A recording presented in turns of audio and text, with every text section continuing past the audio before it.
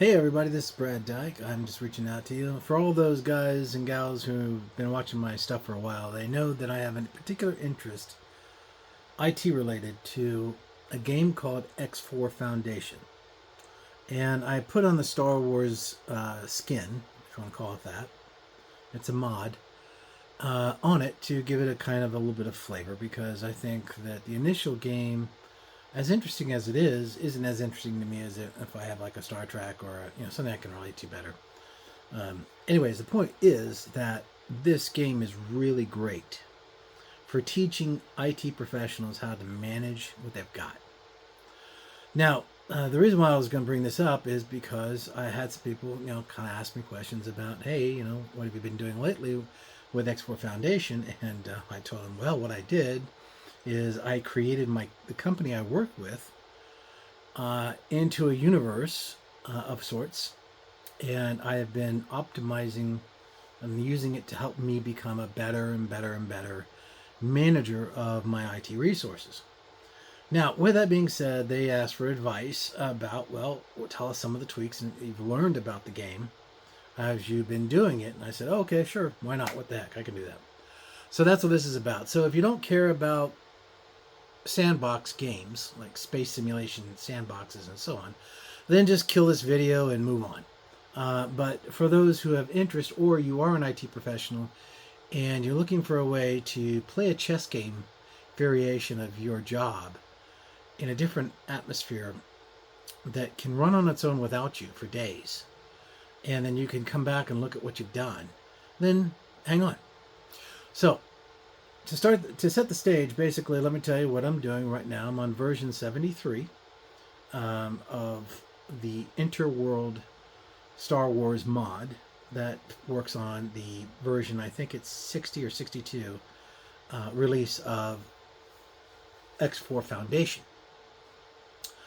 This game is a sandbox, and it has bases, and it has logistics, and it has ships, small, medium, big, gigantic, everything in between. It has an economy engine in it. It has a dichotomy nature of political environments, warring factions, and it also has logistics. And this is where it becomes valuable to me because I enjoy that kind of stuff. And I like to build models of things in such a way so that I could then set them into motion, stand back, walk away, come back later, and did it work well on its own? And then I reevaluate it again, make some changes, and so on. So that's what this game is like. So the questions that came at me are as follows. When you're doing Start Your Own Future, which is the last map in the game, what are the recommendations to start out with? That was the question. Now, when you're starting your own future, it means that you have the ability of staging your own bases, your own logistics. Logistics in the sense of ships, freighters, transport of supplies, materials, miners, but also the ability of creating what we call free ports, storage facilities, and so on and so on. So I've done big models, I've done small models and medium models, and I think I've finally found the optimized footprint to give you a really good way of mastering the management and logistics of your environment. What you do basically is you will go into what we call a purple zone, such as Bermora, Alderaan. These locations are close to shipbuilding facilities, Quat facilities, which you would know to make things like Star Destroyers and so on. But they also make freighters and fighters and all of that. But the key thing is Bermora or Alderaan is that they have all the elements in one sector. And you put 2 Tier 9 bases. Tier 9 bases means they do all the elements, gas and ore. And they have most of the manufacturing too. So you put 2 of those bases in. You put 2 defense bases, 1 at each or up to 1 to 2 in regards to the entry point. Now I have what's called Tier 4s, defense systems, which have 4 major platforms of heavy armory, heavy weaponry systems, and I've seen 3 class Star Destroyers go up against 1 star base, and it lost. Those 3 guys lost. So I've tweaked that out. I put that, if you're in Bimura, you only have 1 entry point into the system, so you only need 1 defense base.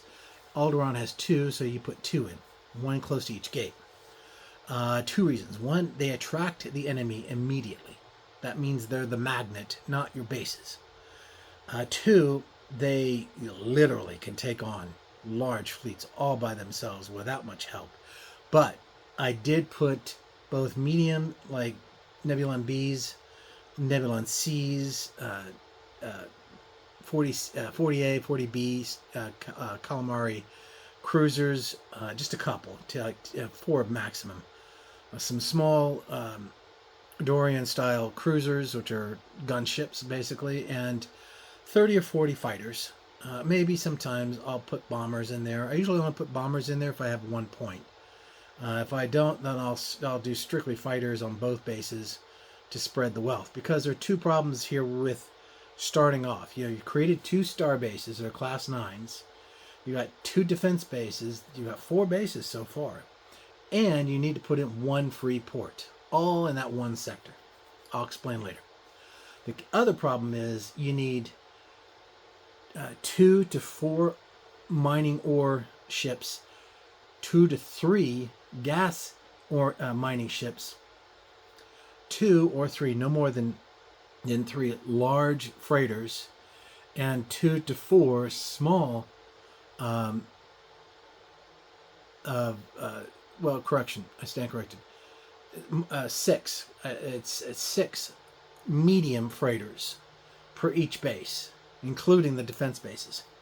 And the reason why you do that is the defense bases don't produce much. They do produce, but not that much. Usually 3 items. It's usually modular prefabs, Durasteel, water. Yeah, that's it. And energy cells, of course, because, why not? Every base you make it productive. You always make all of your own food in every single base, because those are sellable items to everyone else, and it does sell. And so with these 4 bases and a free port, all self-sustaining, all can produce their own food and medications and so on, and they're all producing results of energy cells or beyond, then what you do at that point stage is you take a break. That's right.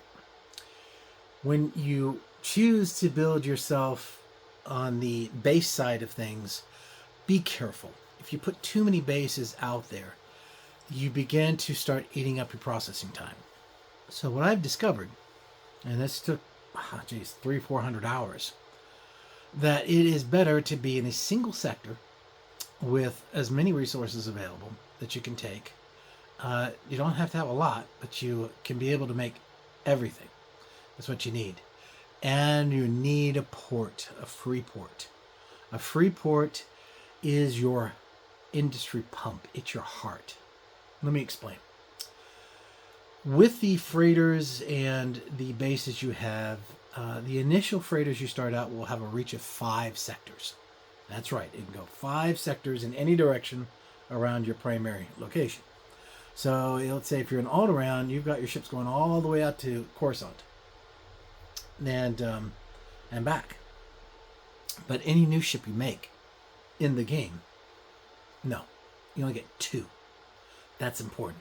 So the reality of the fact is, when you've got your 2 big bases making your materials and your construction and so on, you've got your defense bases also adding to food and adding energy cells to the equation.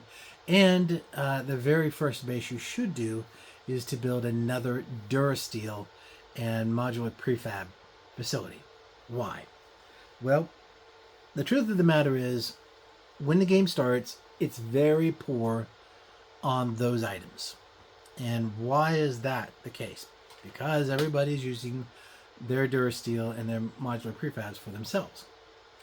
So if you go out and build a new base and there's not much available, then you're waiting 2 or 3 or 4 days for your base to finish being built, if you let your game run 24/7, like I do. So how do you fix that problem? Design better. That's the secret. So the first thing you do, like I said, is you build everything in a single sector. Don't go crazy on ships. But I will make this one last suggestion before we leave the sector. If you really have a hard-on for a big ship, right, like a Harrower or an Inquisitor or something stupid, just big, right? The Mandalorian battleships and so on, MC-80s. All right, what you can do, not the support ships, just add those big ships and park them somewhere in your sector. Just leave them out of the equation. They're already maxed out, so that you're not going to get any benefit by having them tour or anything like that. Park them. Why? Because it does take a terribly long time to make a Howler or any of the other bigger ships. And I'll explain that later to you. So, but at this point stage, you've got your sector, you've got the bases, you're producing, you've got your first free port. So what you do is you go out one full breakaway from your sector and you build a free port. That's your first base. Now, the free port is actually just a very large dome, and then you'll have some mechanisms below and some additional storage and capacity. You build that storage out. I mean, get yourself all of the storage, the liquid, the solid, the containers, everything. Use the large mega containers if you can. I do. Why? Because I'm getting ready to set up a pumping system. So what's happening is this. While my sector is starting to build up the materials that I need to have to do what I'm going to do, and that is to expand, I'm creating a pumping system of free ports that can keep moving that new created material out and start storing it in stages. Why? Because I'm going to put other bases farther out, but I need to build them faster. So classic example of what I mean. I start in Alderaan, right? And I go down to the sector below and I put a free port, and then I get to Kuwait, which is right next to that guy, and I put a free port probably in Bormira, whatever it is, which is another multi-elemental sector, just like Alderaan. And what I've got is I've got a pipe of material going up to Bormira, so I can now start pumping stuff from Alderaan constantly through my free ports by making my free ports buy stuff from each other and pumping it up that way. And suddenly I got access to thousands and thousands and thousands of more Durasteel and pre-mob files, and all of a sudden I'm putting up bases in a half a day. So you do that cautiously because you have another problem with this game, and that is you've got to manage the limitation of what you're deploying, because too many ships will bog the system down. Too many bases with too much logistical operation will bog the system down. So we started out with Balmera as our first target, and then I stopped doing major activities with bases at that point in level. So when the bases go into Balmera, they're going to be using large freighters only, and they're going to use large miners only. Why? Because if you have 6 to 8 miners for ore and 6 to 8 miners for gas, the problem becomes cycles. When you're processing your game, you tend to bog it down. So by slowly retiring the smaller ships and using the bigger ships, and then put a few fighters on those ships for escort, really does make them a very bad tasting target by pirates, or more importantly, because you also maximize the firepower of your ships every time. You become a real adversary. Even a freighter can become a real difficult kill because it's built up and it's got all the weapons it needs and so on. Plus it's got 4 fighters. So the end result is you get into battles and stuff. Your ships are getting into battles, I should say, and stuff without you, dealing with what they got to deal with, and then they keep doing their jobs. Now you still have to do maintenance because you need to check your ships to see when they get beaten up. What do? You take the time, fix them. Yeah, that's not an automatic process. Yes, your ships will automatically update and upgrade. They'll resupply themselves. Let's put it that way. And you want to set that to medium, so they don't do it too often, but they will take care of themselves. for the most part. But what they won't do is repair themselves. So you do have work to do on that front. So at this point stage, what we've done is we've gone from Alderaan with a really powerful, capable, productive base, and I've put my 2 free ports in so that I can get my supply ships quicker to those nearer free ports than having to go all the way to Alderaan. Now, at the same point in time, the cool thing is Alderaan is also making the full long trip to support your bases as you're building them up to 5, because it can do that. So by the time I've calculated 1.5 to 2 sectors, you should have a free port. And by doing that, you're just spanning out your supply lines effectively. If you go out every second one, but you're consistent, that's a pretty strong supply chain. If you go 2 to 3, it takes a little longer. Some ships can get to it, some ships can't get to it. This becomes a problem the farther away from your main sector over time. So you end up being, 2 maximum, sometimes 1. And why do you build these free ports? Is because they're the easiest thing to build. They're only like 30 million credits to build. They're basically superimposed inflated balloons that materials can come into. You put your large and you put your docks in so you can support them, and then at that point stage, your ability to deploy more bases and go into that maturity of your bases where you're only using large ships to resupply, large ships to mine, and so on and so on. You're going to find that you're going to have to make sure there's at least 6 large ports available, 5 minimum, 6 preferably on your ports. Now, what you'll discover is the game will start really using your stuff a lot, and your income is going to shoot up. But now, if you have 2 all-asset sectors under your control, in this case Alderaan and Barmera, then you are now ready to produce ships. Now, the thing about producing ships is, if you're really smart about it, you'll completely maximize your inventory before you start building shipbuilders. And secondly, don't put large and small ships building facilities in the same sector, unless you want to drain all your resources really quick. So, what my suggestion is, gauge the elements in each sector.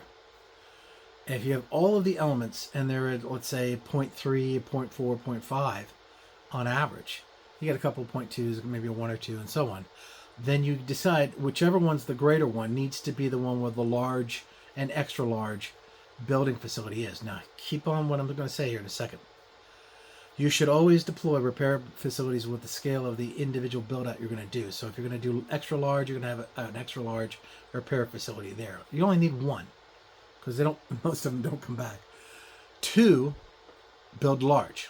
Same situation. You have several larges, 1 maintenance facility for that. That is it. Don't do anything smaller. And don't put small base repair facilities on large and extra large facilities either. They are parasitic in nature, and they will draw your supplies quietly until you realize, what the heck happened to all my radiorium cores? And the answer is, oh, I see. Okay, repairs. Right. So what you do now is, I usually put my extra large and large in Barmera, and because the numbers are better there, and then I do all of my small to large in Alderaan. So again, that's extra large to large, see? And large to small. Now, what I can do there is this. Notice I had large in both bases. Why? Because they are the ones that do the real battling. And they're the ones that are proper to fight with. You can have a harrower in the back. He's a carrier. He's a supply holder. He's a repairer. He'll do things for you. But do you engage him in battle? Well, not really. And not close. They're not designed to take on ships point to point. They're designed to be carriers. So use them as such. Battleships. Different situation. They're the frontliners. They're the ones that want to get in close and beat the heck out of you. Or you do the beating on your enemy instead. So with that being said, if you produce extra large to large ships and can repair both, in one sector, and that sector is dedicated to that role. Then at that point stage, notice you have two bases in there. So one's producing the goods for the other, but you're not actually going to be putting the large building facility in either of the bases. I've done that, and I finally made the decision. Yes, technically it is faster. No, it doesn't work. So what I've done is I've decided that I'm going to build a very cool production facility not far from either one of these guys, and they're going to have containerization on the side, either on the left or on the right, or an above or at the bottom. But I leave the entire core full-size base there so that I can do nothing but produce ships. So that gives me 7 to 8 extra large and large facilities fairly easy. Then secondly, I do something similar with the small, but I do not put the small in their own base. I actually attach them to one of my level 9 bases. Why? Because making small ships and large ships in range and scope is pretty easy. It's not a lot of space, so you can attach that, and they do produce a lot of ships, yes, but because you have another class 9 right beside the first one, they can pump that logistically into that footprint better. Not the case with extra large and large, because the large is a parasitic to the extra large, and you're not going to produce a great number of extra large ships. So I wouldn't put any more than 3 or 4 extra larges up there, but I would have 7 or 8 larges in that facility, and the storage on the side with body count, of course. So with that being said, the next component to that is understanding that when you're building out these ships, your environment becomes kind of complicated. So you have to actually add more docks. So if you have large ships, you have an extra large ships, you've got to have 6 minimum. When you're dealing with large ships and small ships, you've got to have 3 minimum. 4 or 5 would be better. And then, of course, 4 or 5 docks for each of them, because you're transitioning, and the AI's intelligence, as it's trying to pay and get paid for delivering materials to you, requires a lot of dock space. And the other thing about the large to small is that you've got to have, because small makes medium ships, by the way, you got to have a lot of base space. So if you're going to make 100, 200, 300, 400, 500 fighters, bombers, and so on, you need the space for that. So with that being said, the capacity and management and scale have got to work right. So with that, you're going to have to slow down. Now you did slow down at the beginning, let everything build up, and then you made your free ports, right? So that you can build another bases in other locations. So with that being the case, you want to also make sure that you build the capacity to handle the nature of your workload and the visitations to your base by other customers. Which leads to another problem. What I call rogue New Republic pirating. Yep, that's right. You heard me say it. The New Republic pirates. It's a pain in the butt. The end result is that you're going to have to, as you're establishing your base foundations, you need to put at least 10 fighters on your bases, because they'll defend the base well. But most of my bases, except for the defense bases, have no defenses. So it's just a free-for-all. The good news is most of the pirates are small, so when they attack the base, they just can't damage it enough to hurt the base much. So I just put my repair robots back on it and repair. But when I lose good high-performance ships that I started out with at the beginning that have the 5 jump capacity, that ticks me off, because I lost some seriously extensive experience in those ships, and that cuts my ability to get my freight where I need it to go. So you have to consider escorts when you're doing this. Now, with that being said, remember those ships we parked off at the beginning, and then we start. They were, let's say you got like 6 or 7 M80s, and you got a Harrow or 2, no more than 2, I would recommend, and you got a bunch of battleships. All right, well, you're starting to make ships now. And you can do all of them, but don't make a whole bunch yet. What you need to do is you need to formulate your fleets. Set your fleets in formations.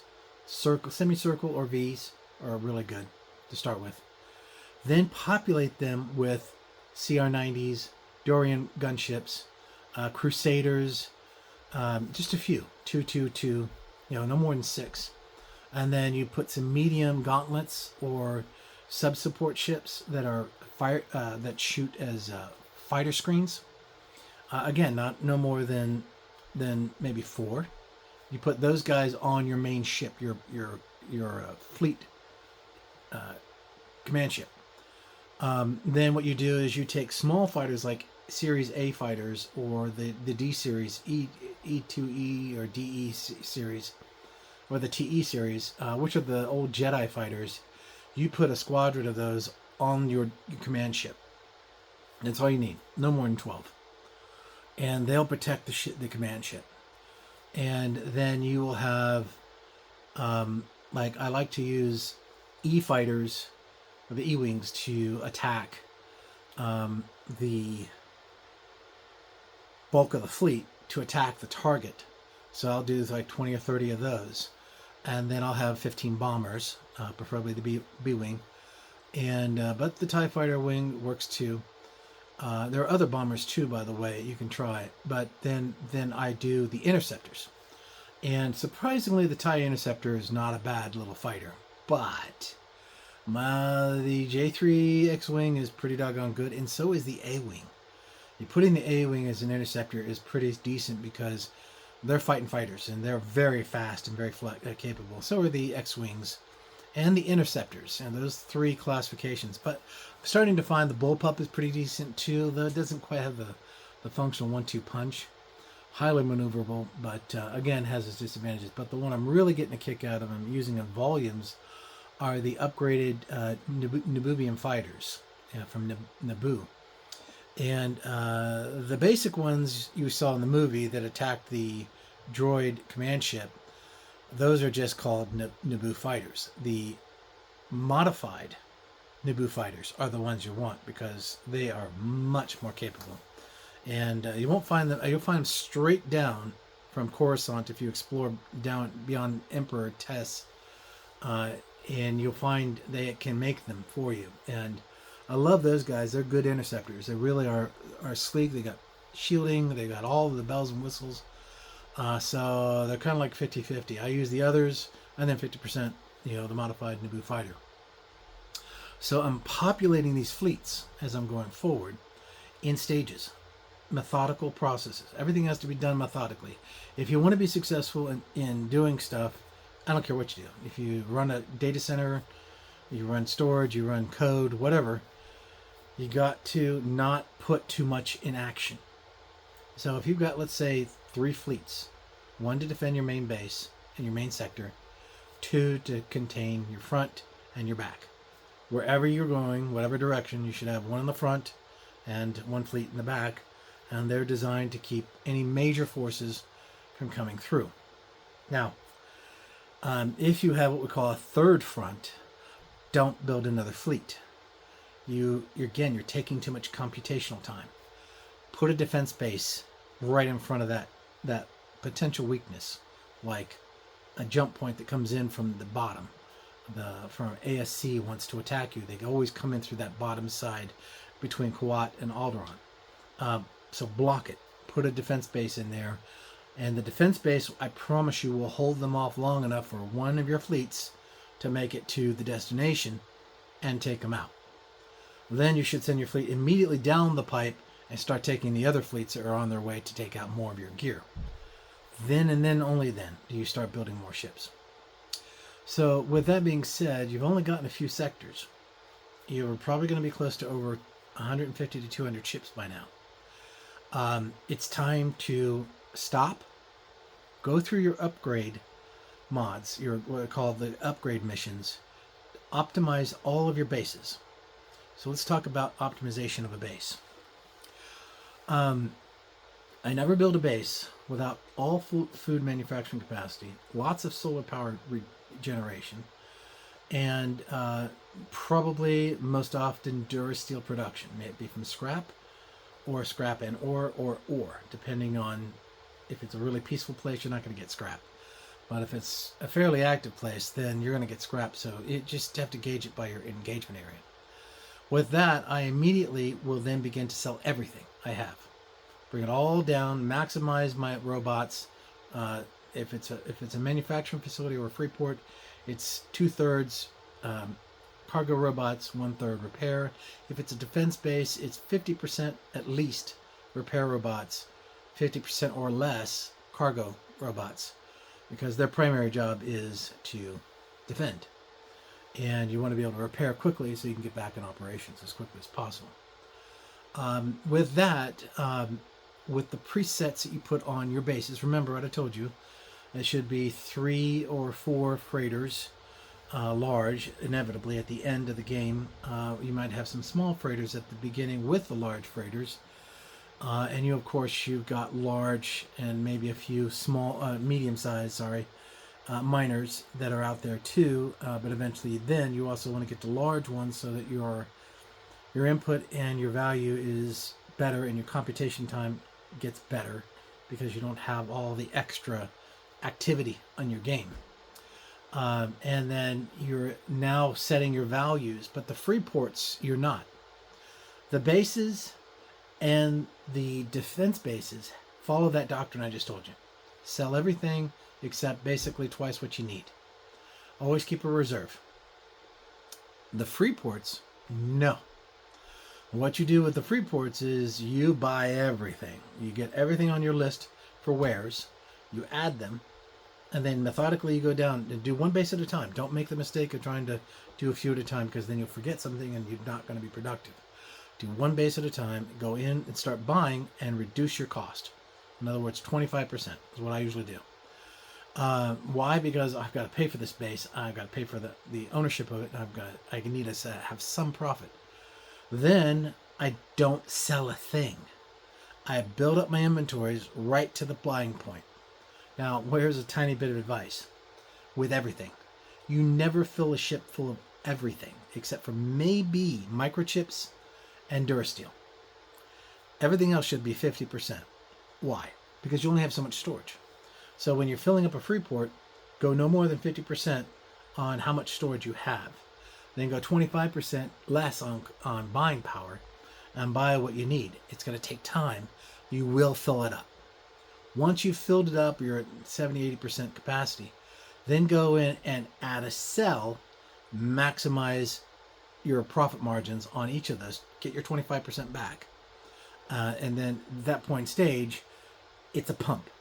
It's okay for you to pay for that from free port to free port to free port. You're okay. And I'll talk about that last detail of why it's okay. But with that being said, you've got yourself the ability of defense. You've provided defense for your bases. Your bases are optimal. Now you're selling and you're moving, you're pumping your supplied equipment out, and you can begin to expand. And this is where we all screw up. Pick one direction or the other. Defend heavily the opposite direction. Do not expand.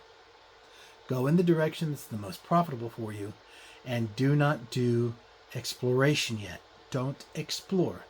The more you put down satellites and so on and so on and so on, the more computational processes you add to the game. That's the unfortunate thing about this game.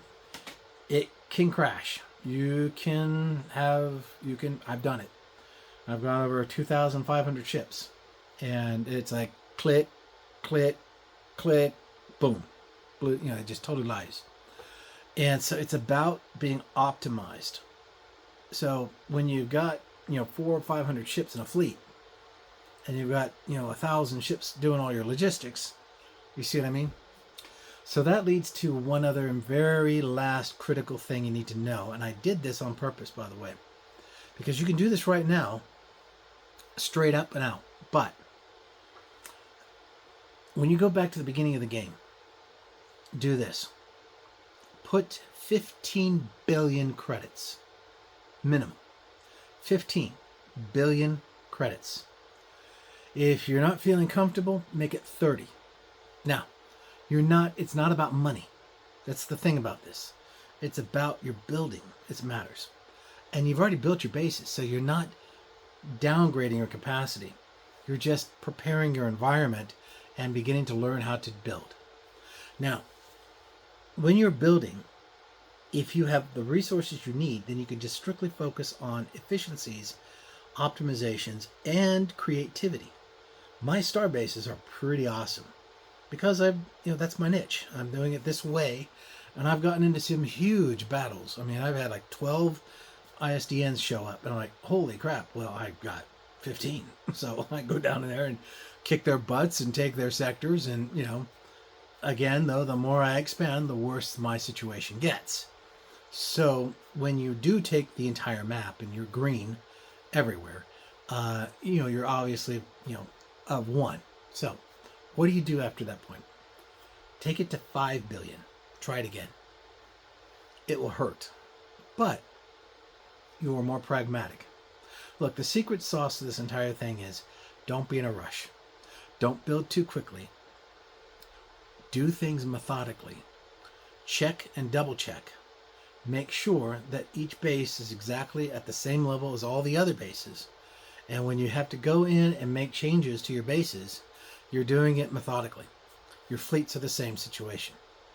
I'll talk about fleet control here next. So, fleet control.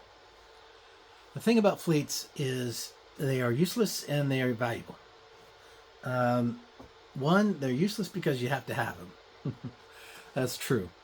So you can put them in motion and you can send them off to patrols to help build up their experience, which is valuable. But when you do that, you have to also remember that you're adding compute cycles. So it's not worth it. Believe me, I tell you, it's just not worth it. Park them, put them in a parking space for now.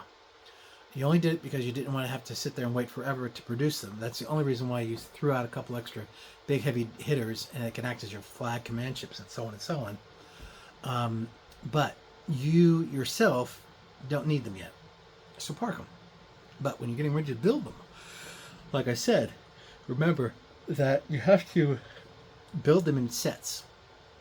Add your heavy cruisers first, then your medium cruisers, then your fighter screens, and then your combat interceptor cruisers, and then your fighters, and then your bombers, and then your interceptors, and so on and so on.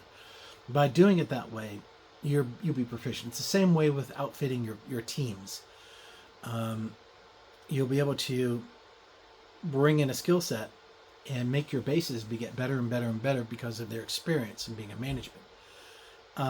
So unlike your first bases you got created, which I'm sure you maxed out all of their skill values, all of your other bases are going to be based on whoever you put in there with the limited skill set they might have.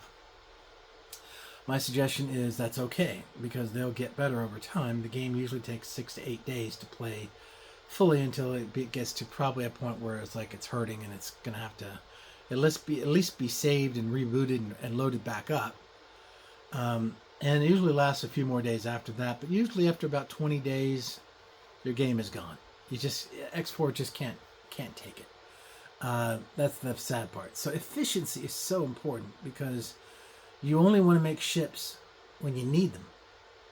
You don't make ships just to make ships. Now, yes, when you build a base, start with a few medium-sized freighters, because they are cheap, and using them to help build the base is the value, because 10 of them can run out and hit 10 different places where a large one can't. So, but when it comes to when you finalize your base and it's got everything it needs, start selling off the medium freighters or move them on to the next base and start putting big, large ships in there for freighting and mining in their place. And, don't go hog crazy on defense. Scale your defense out in layers just like an onion. And at that point in stage, it becomes just too cost prohibitive for anybody to attack you. That leaves the last thing. Your, what I call piety. Your relationships with other localized places. There are other sectors in the map. If you're like, the Empire or Mandalorian or, something like that, that are there. And you can do the same similar model. between those, as I've just talked to. But the key thing is remember that no matter where you go, um, you have the ability of being able to accomplish a lot of things methodically as you're walking through and setting up your resources and setting up your battle sites and so on. I've taken out the ASC, I've taken out the Empire because they both pissed me off. Then I went after both of them, took both of them out of commission by destroying their homeworlds first, and then just decimating their ability to produce ships. But I found that that's not very entertaining. What I had found very valuable is to take the time and do all of this under the radar. Now that takes skill set. So yes, they eventually will get pissed off with you. They won't like you because you're Coruscant or whatever, or you're Naboo or whoever you don't like or something like that, and you're ready for full-blown war. But how long can you do that without having that engagement? That's the trick. So that's the kind of the semi-mission statement. Okay, so we've talked about all of the basics, the cores, how to start out with money, following the disciplines of methodicalization, and so on and so on. Now, in the fleet environment, you have another thing that's very important, and you don't want to discover this. When you go and actively engage a fleet and you've lost 30% of your fighters, you can't figure out why. When you start your fleet, being methodical about adding your ships and then formulating your ship's format, and then you're formatting how many ships and levels, bombers, interceptors, and so on and so on and so on. You also have to set the discipline of the fleet itself and the armatures of your environment. In other words, the firearms, the weapons themselves, and of course the mode of attack. And you have an option of some ships to attack capital, others to attack everything, others to attack just small ships. So you have to build your fleets in layers. So what I would recommend you to do is your interceptor fleet component. In other words, those ships you want to set up for interceptors.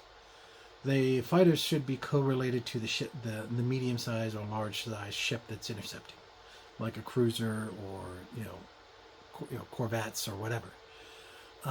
Their shared attributes will carry the nature of the command set, so that you can set those ships with the command of attack all fighters and small ships. Then when you get to the attack side, you basically would set the values of most of those cruisers and fighters and bombers, by the way, to attack all ships. The interceptors are going after the fighters. All the other ships have got to be addressed. Then the capital ships on your side should focus on capital ships of the opposite side, with the bombers as a backup. Now, it never hurts to have the whole pile of bombers to go in and wreak havoc on a capital ship. So I always do kind of keep that in reserve. You can set your bombers to attack with the capital ships, and when you give the instruction to the capital ships to only attack other capital ships, then things balance out. If you set all of your fleet to just attack all enemies, it will work. It's just your casualties will be like 15 to 25% higher because they're attacking sometimes the wrong ships. So to optimize a ship's attack capacity based on the skill set and capacities of the ships, you want them to target the ships that they best fight against and to address. And with that being said, pretty much those are the core basics to start building. And start with 30 billion credits, then to go to 15, and then go to 5. That shows you that you're doing it right, and you'll understand what I mean about having too many small and medium ships out there eating up your processing time, because the game does track every single solitary entity in the game, and so there's a limitation on that. Now, yes, the hardware could actually do far better, but they just haven't written the software to handle it. So you got to fight against that as you're trying to optimize your ability to build environments, build logistics, build support, build defense, and so on and so on and so on. Great game for learning this stuff. Nothing bad to say about it, except for I wish it could handle more interactions than it does today. So hopefully this will be of value to you guys. Enjoy. I don't usually talk too much about anything but IT, but in this case, I thought it would be really cool because I literally created my entire company's entity. All the IT, everything I did, all of our systems, our storage, our websites, everything that I transmuted it into, the fictitious creation I made in the game. And it worked. It was really cool. I liked it a lot.